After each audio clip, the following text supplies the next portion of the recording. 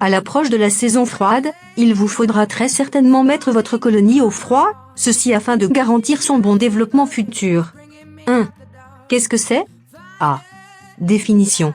La diapause est la suspension temporaire des activités vitales du développement d'une colonie, préparant et permettant la survie des fourmis pendant une période défavorable.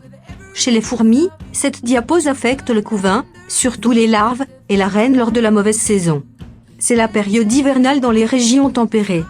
Elle est induite à un stade précis par un facteur exogène, exemple, le climat, ou endogène, exemple, la génétique.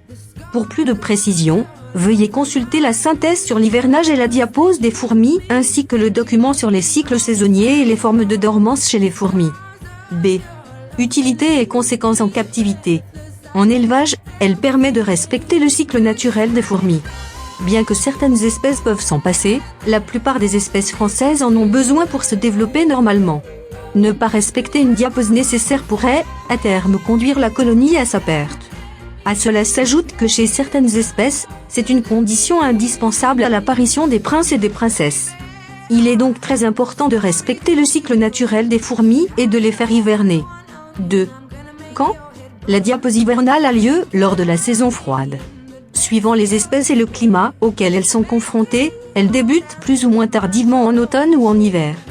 Si lors de cette période vous constatez un ralentissement du développement de la colonie, une baisse de la quantité de couvain, et une augmentation de la mortalité, ne cherchez plus.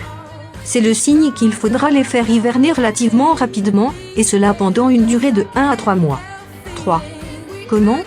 À l'approche de la mise au froid, veillez tout particulièrement à la bonne santé et au bon nourrissage de la colonie. Il faudra placer votre colonie dans un endroit froid dans lequel la température sera comprise entre 5 degrés et 10 degrés.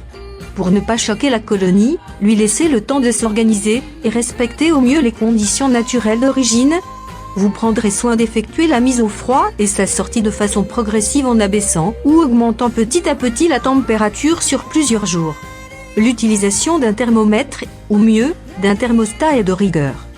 Attention! Respectez bien la fourchette de 5 degrés à 10 degrés. En dessous, vos fourmis risqueront de mourir gelées, et au-dessus la température risque d'être trop importante pour induire la diapause. 4. Où? Voici quelques idées d'endroits qui pourront vous servir. Le frigidaire.